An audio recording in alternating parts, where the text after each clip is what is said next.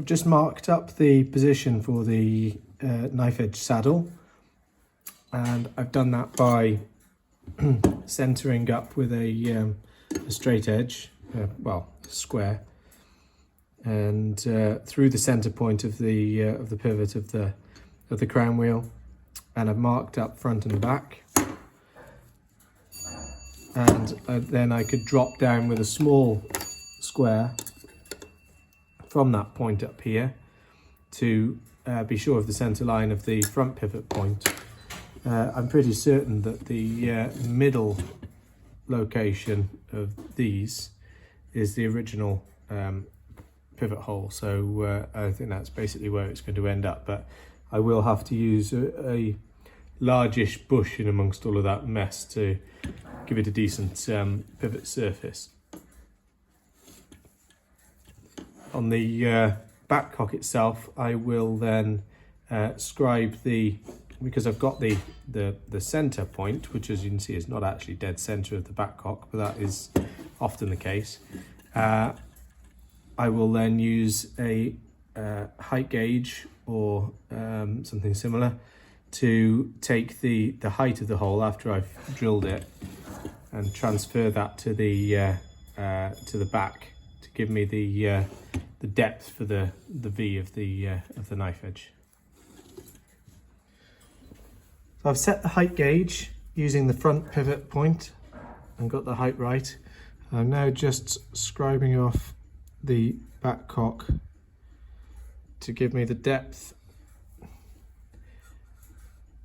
of the V of the knife edge. So I've now got a scribe mark for the center line and a scribe mark for the depth. So I'll go over to the milling machine with the back cock and mill in the knife edge bed. I'm skipping ahead a little bit now. I've done a bit of work off camera on the escapement here. What I've done is to reinstate some pallet faces. If you remember, I took some soldered up nasty ones off. I've actually put some nicer, neater ones on again now. Now that was necessary. You can see on this side particularly, just in this camera shot, that if I get a little bit more light on it as well, you can see that they need to be slightly longer. What's happened is the pallet flags have been filed down at some point and shortened. So in order to get the escapement all sort of back square again, those pallet faces need to be slightly longer. So that's what I've done there. I've also tidied up the escape wheel teeth where they were a little bit worn on the tips.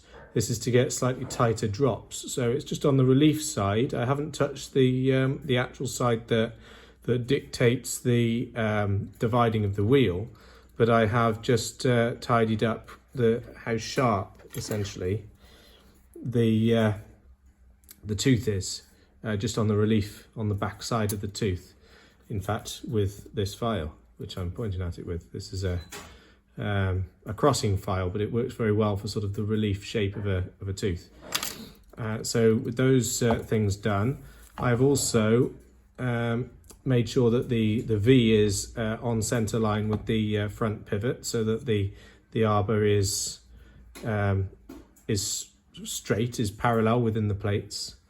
And all those things together mean that now I've got a working escapement. Oh yes, one other thing that you might have noticed is the pendulum rod is now made for it as well. So I tapped a piece of brass rod, and that is riveted into the block. So I now have a working a working escapement. Now it's not absolutely finalized, there's a little bit of adjustment left, and you don't get a full impression just pushing it through with your finger like this.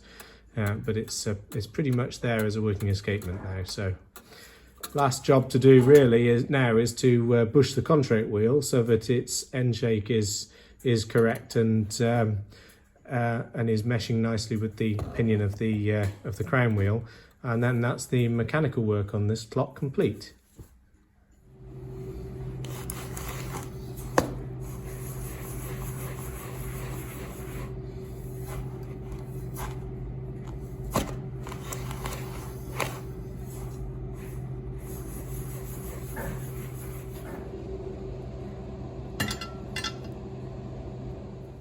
Cleaned the parts now of the clock movement.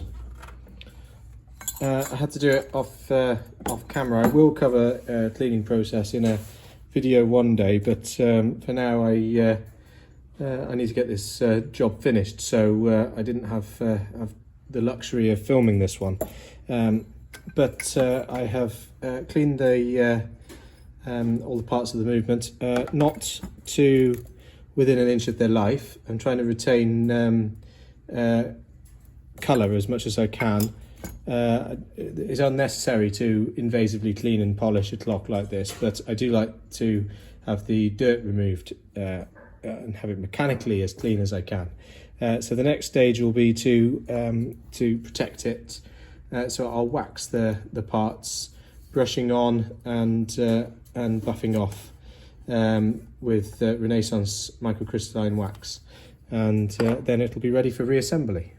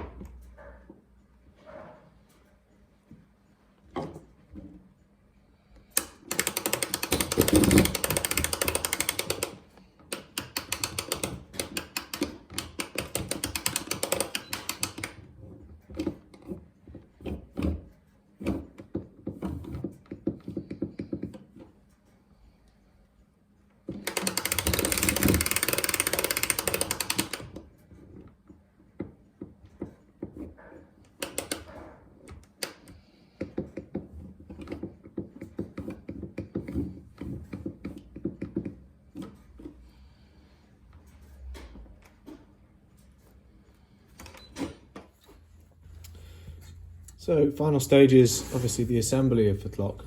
The first thing I've done is just to put the escapement together within the plates, and that's to check that the crown wheel height is correct, and the adjustment screw is much easier to access while the clock is apart like this, rather than trying to fiddle around doing it later when the contract wheel is in. So I can just put a small amount of power onto the crown wheel to check that the escapement action is how we want it. I've already had a little play with this and got it so that it's a nice compromise between having a drop and risking topping a tooth.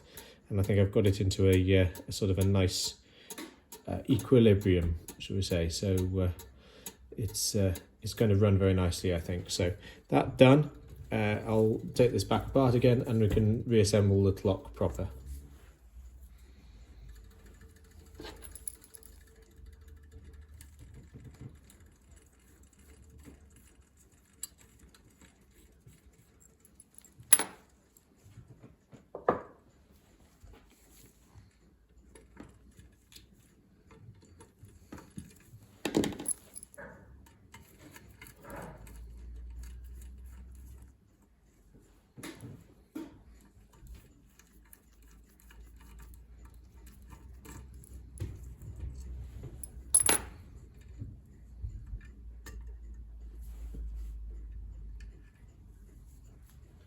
While I have them in my hand, these are the repaired pallets from earlier. You can see the little extensions protruding of the pallet face to make them slightly longer. Much neater than it was before. And that's the fully repaired, reinstated knife edge.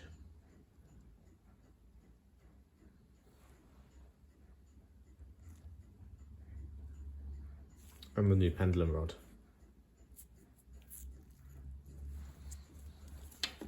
And then you can see also the reinstated bed for the knife edge.